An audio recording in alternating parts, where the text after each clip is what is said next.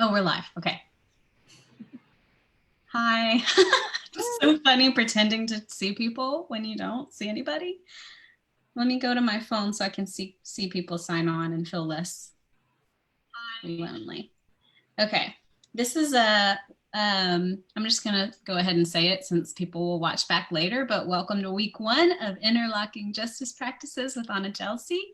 Uh, we've got one eyeball, and I need you to say hello if you're watching because it doesn't always show me who's watching. So say hello.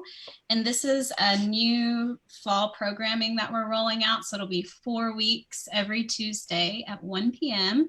And we've never done this time before for a live. So this is a new time for us. I'm hoping it works better for people that are doing virtual school and people that have lunch breaks. We're hoping that this is a better time. Hi, Matt.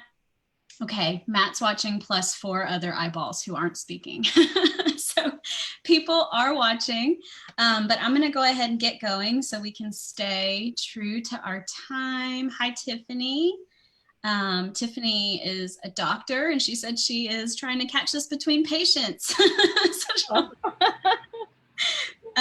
thanks for being here, and just continue to say hi as I introduce AnaYelsi. And if you have questions throughout, you can post them, and she'll get to them if she has time.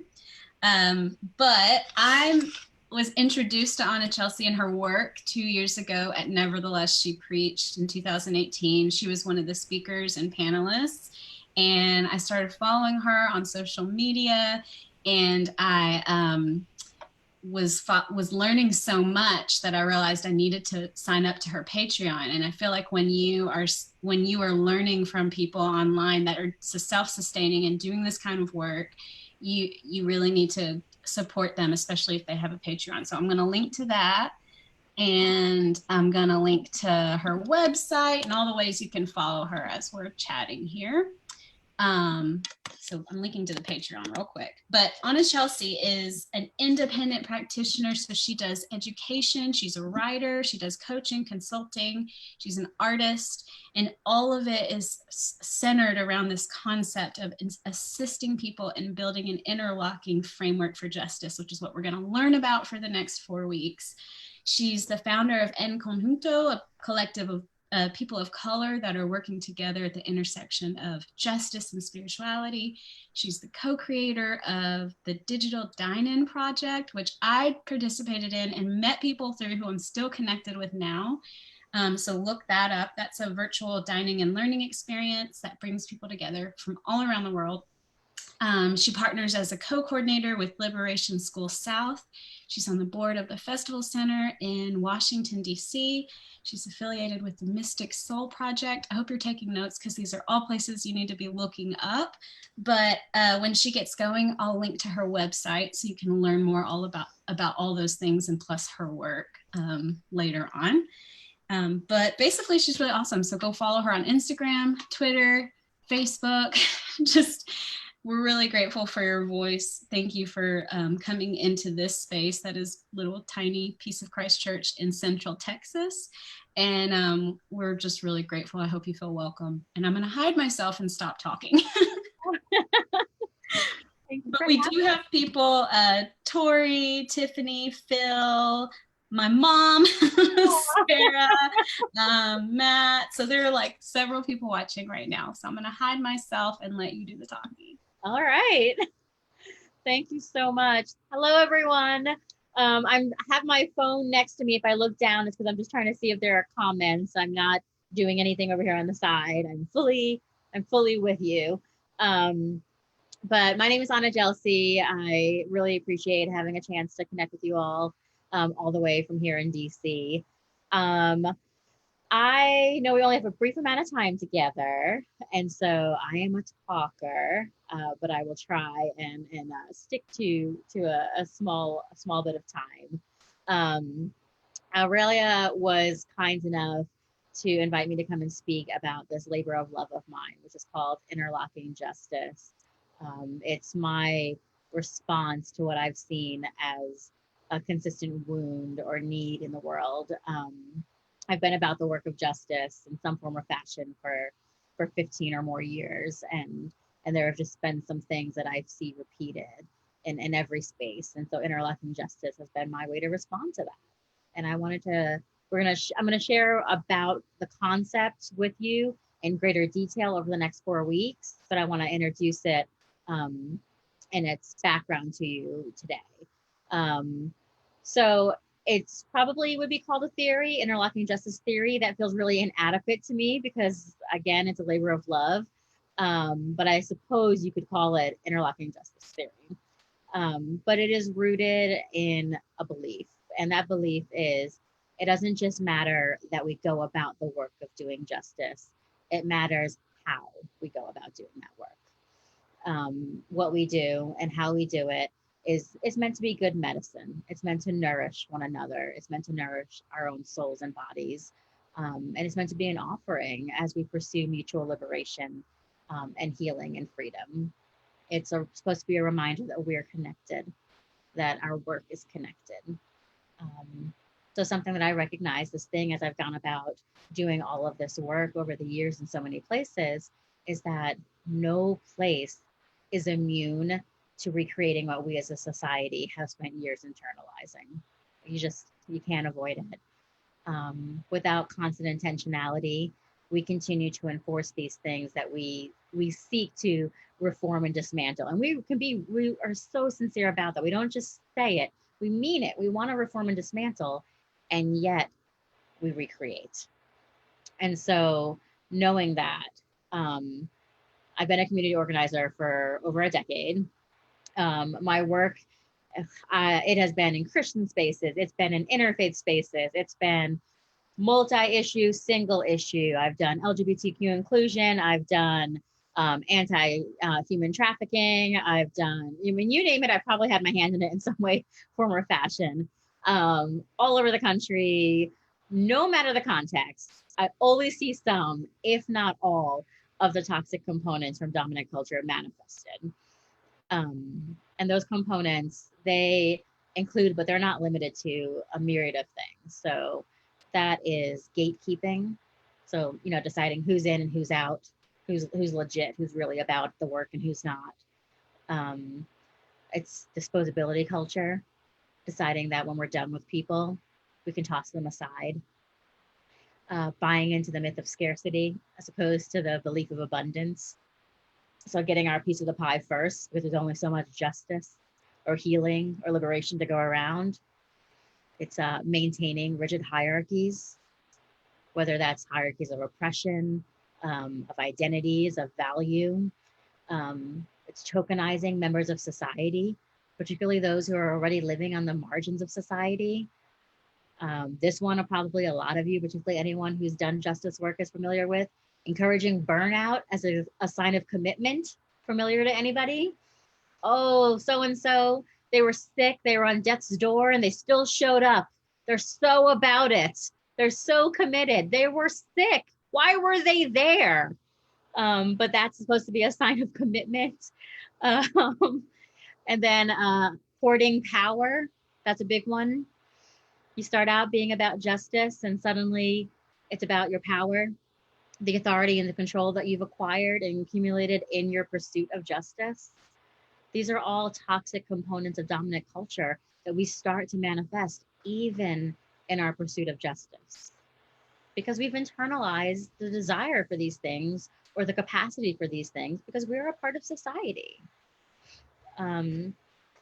So these are the things that I've noticed, no matter what space I'm in, no matter what approach, it just always seems to repeat in some form or fashion. So for the last few years, I've been working to create this framework for justice. And I wanted to answer this question. What would it look like to approach justice in a way that does three things? That doesn't recreate these toxic models, that prioritizes healing and wholeness, and that values the connected nature between all parts of ourselves, meaning body, mind, and soul, between individuals, and between communities and across movements.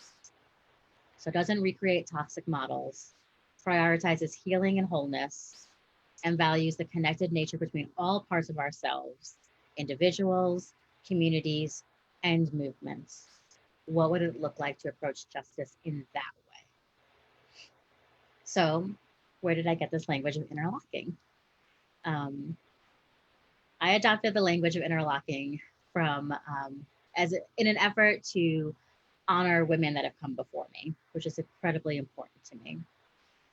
I was introduced to the language of interlocking through Cherie Moraga's work. Its history is beautiful.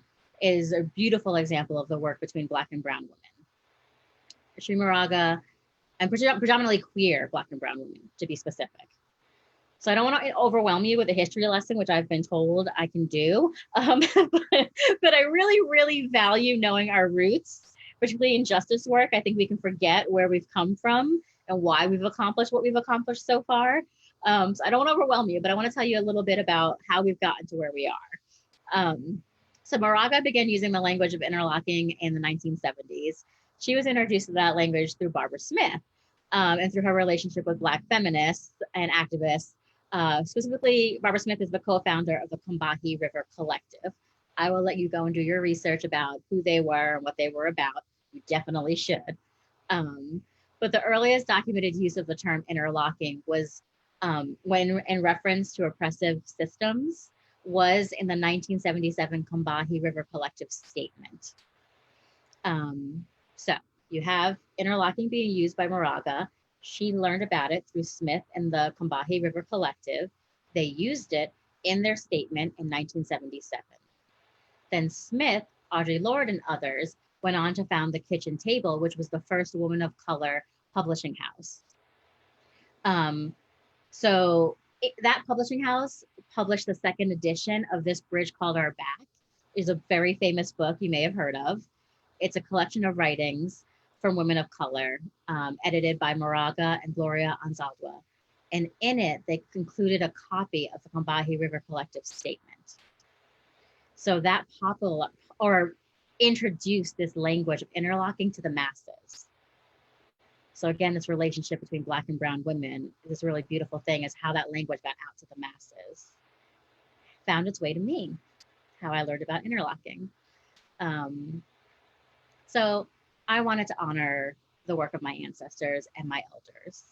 So some of these women are still with us. And that's why I settled upon interlocking. And I also wanted to acknowledge that when they were talking about interlocking, they were talking about, they were naming the oppressive systems and the identities, the interlocking identities that were experiencing oppression. And so when I wanted to create something that was responding to those systems, I thought if these aforementioned women were saying these systems are interlocked and cannot be separated, then our approach needs to be interlocked and inseparable, shouldn't it? And that's how I came upon interlocking justice, that language for my system, for my response to the system of injustice. So that was a little history lesson. I didn't want to overwhelm you, but I wanted to share that with you. I thought that was really important because language matters and our history matters, and honoring women, particularly women of color, Black and Brown women, matters. So what goes into interlocking justice? Interlocking justice is not, I'm not trying to replace things. There are some really incredible theories out there that have enriched my life, have informed my work, still continue to inform my work. Holistic justice, healing justice, intersectionality, I talk about it nonstop. Restorative justice, emergent strategy. Like these are all these incredible concepts and theories and frameworks that are out there. I am not in any way trying to do away with these things or create hierarchies between things. I am simply wanting to merge. I see maybe gaps or absences in things that are creating spaces for some of this toxicity to bleed in. And I want to put something in those holes and prevent that bleeding in to occur. And that's where interlocking justice comes in for me. So a lot of what I'm naming is represented in these different other frameworks, maybe just not as fully as I want it to be in interlocking justice. I hope that makes sense. So mine is just one, Not the only one, but hopefully a helpful way to figure out how to approach justice. It doesn't mean it's the ideal way, but it's a way for us to get free together. And that's the goal, is to get free together. In our coming weeks, we're going to talk about the practices that go into interlocking justice. There are 5 of them. I will name them today, but I won't go into them in great detail. I was really intentional in choosing the language of practices. There were a lot of terms I could have used when I talked about what goes into interlocking justice. I could have said step or goal or objective, but those felt too definitive or too much like something you could check off. And once completed, you could forget about or push to the wayside. When I say practice, a practice is a daily tenet of your life. It's an outward expression of something that you hold deeply, a belief within yourself. And it's something that is meant to be continuous and ongoing. A practice is not supposed to have a finality to it where once you've done it, you can wash your hands and forget about it. And so there are practices of interlocking justice that should be ongoing and consistent to how you approach justice throughout your life, as opposed to things that you complete and finish. So there are 5 practices to interlocking justice. So those practices. The first one I call restorative practice.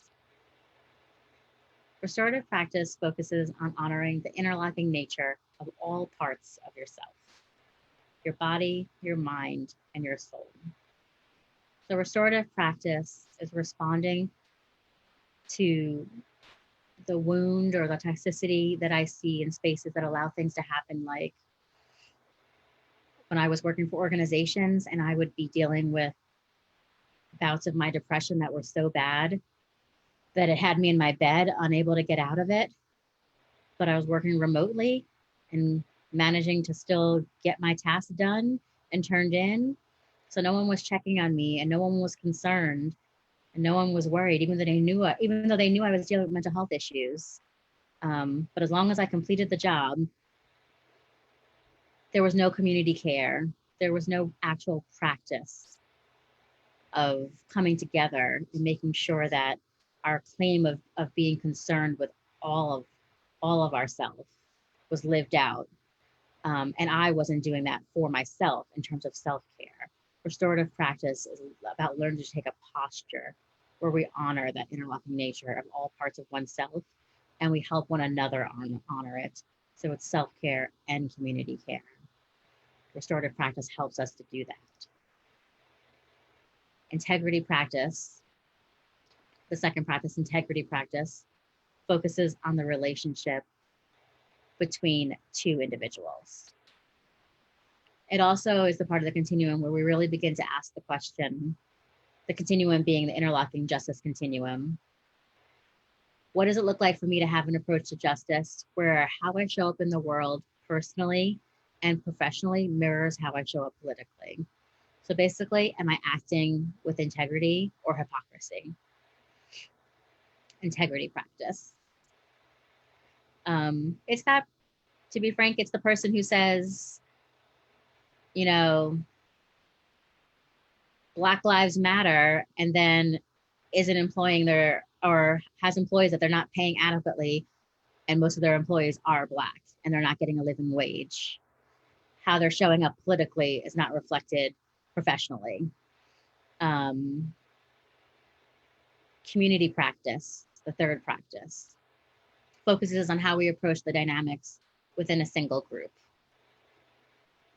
So this would be how folks are engaging one another within a particular community. So how are the men and the women or folks of a myriad of genders interacting with one another, and learning to address those issues? And what posture are we taking and how we address those issues? What are our community practices and our intentionality around those practices? And do they reflect what we're saying about our understanding of justice on a greater scale? And then convergence practice. Convergence is the relationship between two or more communities. So, for example, maybe you have a community where there's two churches, and both those churches say they're committed to racial justice. And it's a predominantly Chinese church and a predominantly Black church. They're both committed to racial justice, but they're not engaging one another well, and they're not talking, and their actual relationship with one another is not reflecting that. What is their convergence practice, their actual posture to one another? And then expansive practice, the relationship between movements. So a group that's working on racial justice and a group that's working on LGBTQ justice. Are they working to mitigate the harm they do for one another's work, or are they exacerbating that harm?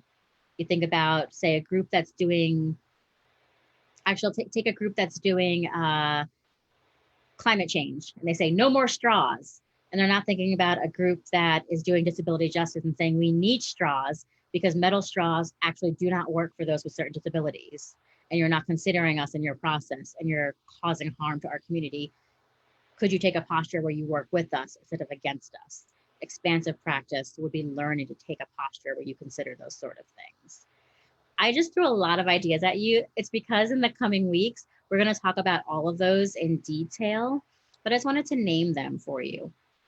I wanted to name each of the 5 practices: restorative practice, integrity practice, community practice, convergence practice, and expansive practice. They're all responding to these different levels of problems that come up in relationships, whether the relationship is all the parts of your body, mind, and soul, between individuals, between groups in one community, between communities within one movement, or across movements. They're all different types of relationships where something has fractured, something has gone wrong because the posture we're taking doesn't reflect what we're saying we're about. So the thing that I would love for folks to think about before we come together next week and start to talk about the first 2 practices in greater detail and really think about what they mean is this question of how have we seen toxicity manifesting? Where have you seen a disconnect between what is desired and what is lived out? Where have you seen things named as what is wanted, and then what actually is happening being the opposite, or some disconnect happening?